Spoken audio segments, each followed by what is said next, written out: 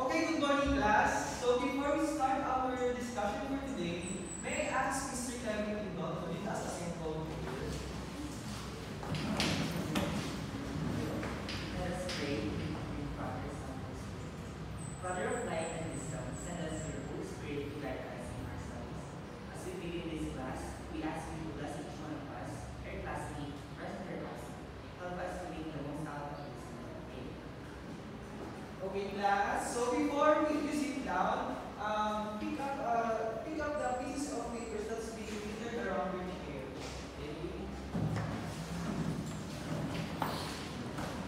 Okay, so again, good morning class. Good morning, sir.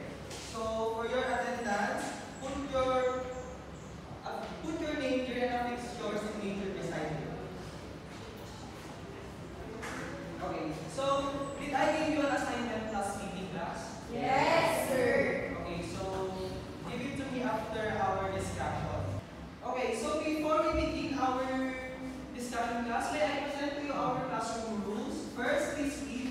Respect your teachers and classmates.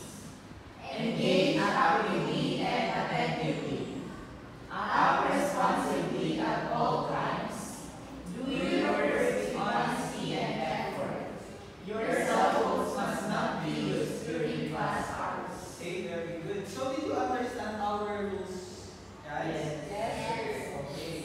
So before we begin formally to our next topic, let us review first what is our topic class meeting. So who knows our topic class meeting, guys? Who among you remember our topic class meeting? Miss Lee. I think sir, our topic is meeting is about issues. Very good. So our topic class meeting is about conjunction. So who among you can define what conjunction is? Miss Gavin, Mr. Gavin, Miss Gavin. You know what conjunction is?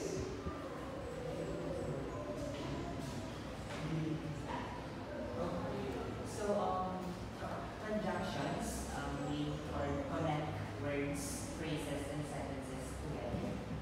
Okay, very good. That's exactly it. Okay, so I have here prepared a simple activity for us to introduce our topic. So, can you read our instruction, guys? Each group will be given images that need to be paired properly according to their relationship with the other image. The group must select 3 pairs of their members to represent the group and do the activity in front of the class. After the images are paired, the representative should clap 3 times to be recognized as the group who finished the first activity. Okay, so before we start our activity, I will group you guys into 1, 2, 3, 4, 5, 6, 7, into 3 groups. So let's start counting off 1, 2, 3, 1, 2, 3, 1, 2, 3. Okay. So group 1 here, group 2 here, and group 3 at the back. Stand up, guys. 1. Group 2, One.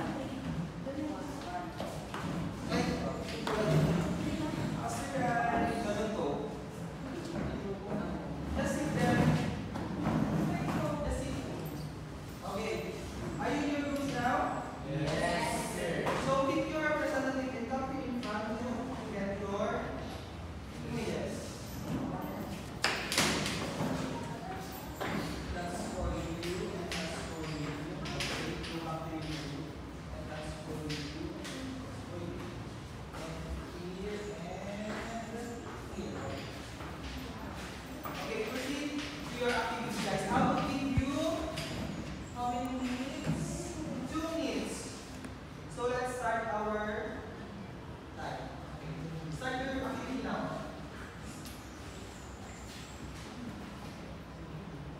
We have to give an instruction. After you pair the pictures, you have to tell me what is the relationship or the connection between those images. So are you ready now, guys? Yeah. On 1, 2, 3,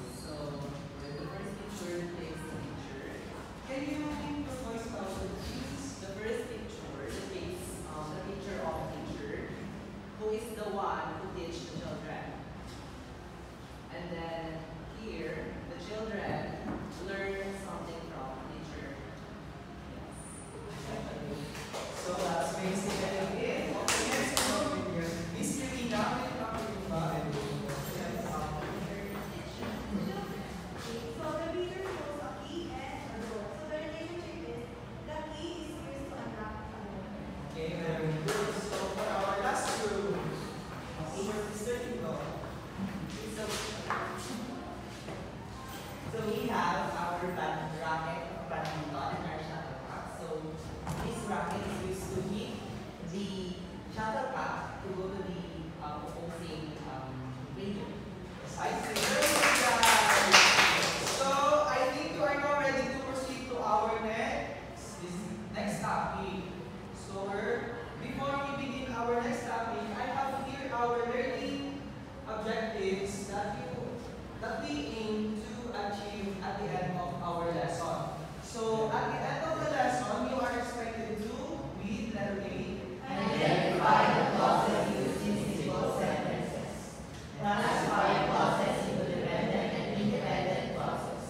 Write grammatically correct sentences using the two types of clauses. Next. Demonstrate appreciation for the importance of clauses in expressing clear and meaningful ideas in writing. Okay. So now let's proceed, or let me ask you, what is a clause? Can someone read the definition of a clause? Miss Lee. A clause is a group of words containing a subject and verb that functions as a unit of meaning and can be either independent or independent. Yes. So to further explain what is a clause is a sentence wherein it expresses a complete thought. It has a subject and a verb, or a verb phrase, or a predicate. So the verb phrase or the predicate here is it's the one who describe or modifies the action, or yes, the action. So next, what are the roles of clauses in grammar? Miss Lina? They serve as the building blocks of a sentence, create complex ideas, and provide coherence and identity. So it says here that clauses serves as the building blocks of a sentence. Why is it so? Okay, let me explain. So imagine if you are building a building or infrastructure, you have to what do you call this? You have to put blocks or hollow blocks, right, before you can build a building, right? So just like here, clauses are like the building blocks or the hollow blocks of a sentence to create a complex ideas. It's like, for example, when you're building infrastructure, you cannot build a tall building without putting together those blocks. You get it? Okay, so next, structure of clauses. So the structure of clauses simply follows a basic pattern, which is subject plus predicate, which is being discussed a while ago. So now, what is an independent clause? Do you know what an independent clause is? Okay, what is independent clause, Miss Tina? An independent clause is a clause that can stand alone with a subject and verb, or expressing a unity. Yes. So an independent clause has subject and verb, and it expresses a complete thought, and it can stand alone. Next. Okay. First, before we proceed to the next clause, some type of clause, let's have here our example here. The dog sat on the floor. Do you think this is an independent clause? Yes. Why? It has like a second Yes, it has a subject and verb, predicate, and it expresses a complete thought. Okay. So what is a dependent clause, guys? Miss Vera. It is the opposite of independent clause, where the independent clause cannot stand alone, although it does not express the complete thought of sentence. Very good. So dependent clause is basically from the word dependent. It is dependent on another clause which is not independent clause for it to have a meaning, or for it to make sense. So example here is because he was fired. Do you think this is a dependent clause? Because yes, it does not express a complete thought. Even though it has a subject and a predicate, it still does not express a complete meaning. So now that we already know what independent clause and dependent clause is, let's delve into the subtypes of dependent clause. So first, we have noun clause.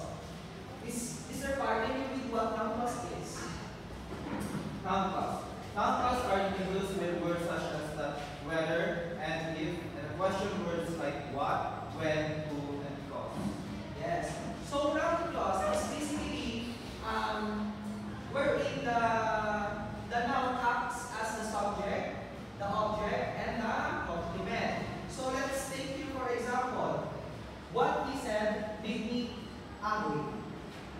Where is your subject here? Who knows where is the subject here? Okay, so the subject here is ye. And what is your predicate?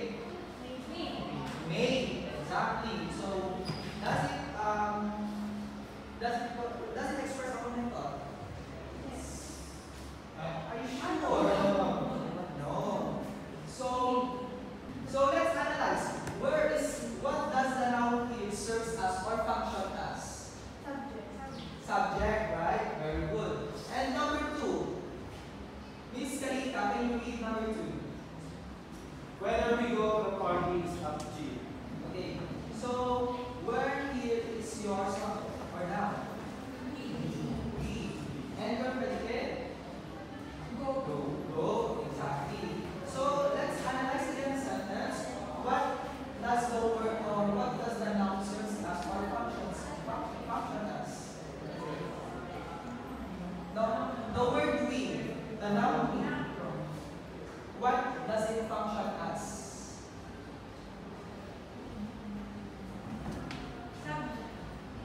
Again.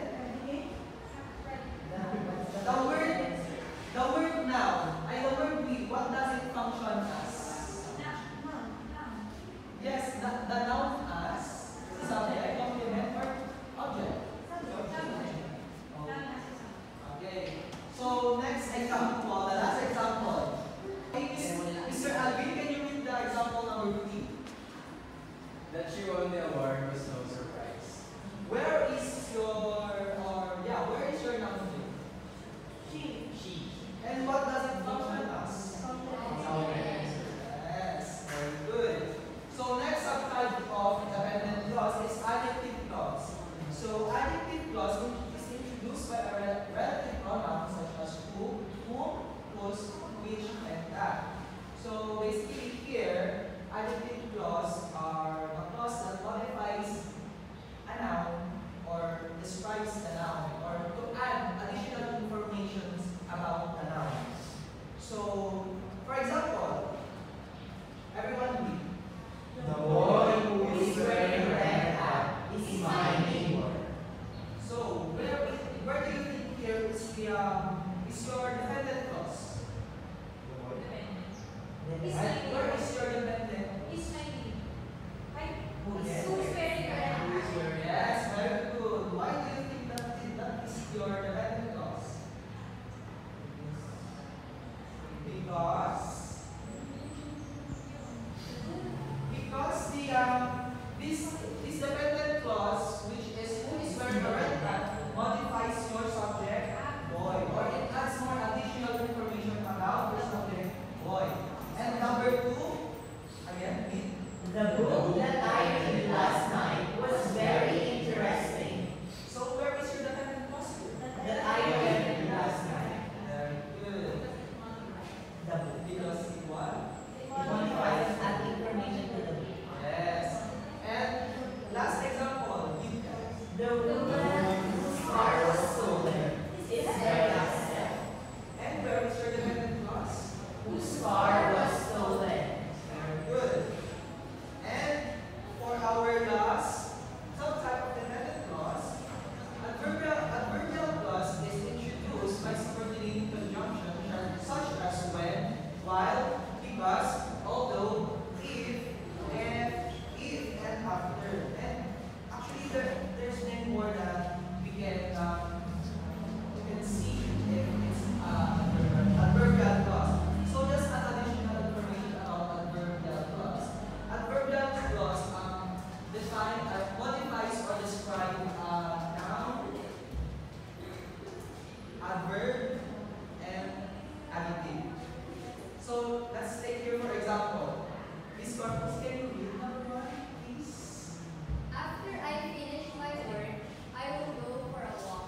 Yes. So where do you think here is your dependent clause? After I finish my work. After. After I finish my work. Why do you say so? Because it doesn't express Can you make it louder, please? It is a dependent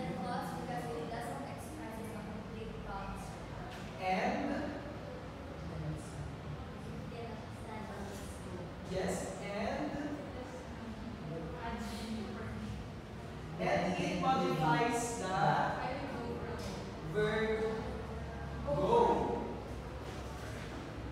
So, example number 2. Who wants to read? Miss Bayata.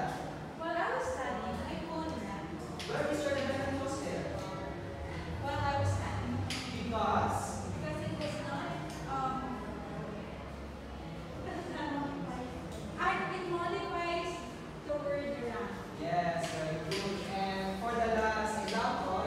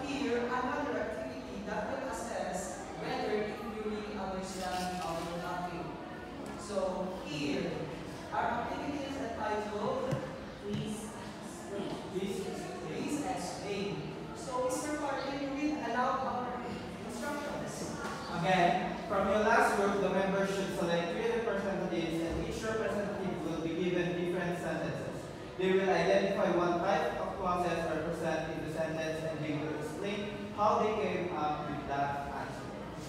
Okay. So you'll just stay there and I will give you your papers. So for each group, you will have 2 papers. And for the other group, here. And for the last group, here. So your time starts now. Please analyze your output. Okay, are you ready, guys? Yes, sir.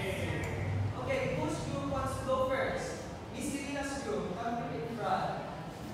You two will go together. Yeah. Please, guys, pass the task. The first sentence is, since he finished work early, Can you? since he finished work early, he went home. So I think it's a real love. Why? She, because the law, since he finished work early, modifies the verb. Okay, next. My sentence is, what you said surprised me. It is a noun clause because the clause what you said acts as the subject of the sentence. Yes, that's right. Very good. So, whose group wants to go? Okay, Miss Bayani's group. So the first sentence is, the student. What's up? So the first sentence is, the student who are in my class are very bright. So it is an adjective clause. Because the clause who are in my class modifies the noun of the students. Very good. You? And for the next sentence, I believe that he is telling the truth. The sentence is a noun clause because the clause that he is telling the truth serves as the object of the word. Yes, very good. That's right. And for our last group, Mr. Timlock and Miss Corpus. So we are group 1. This is group 1. Yes. We need, the sentence is, we need to find the restaurant where they ask us to wait. So it is adverbial clause because the clause where they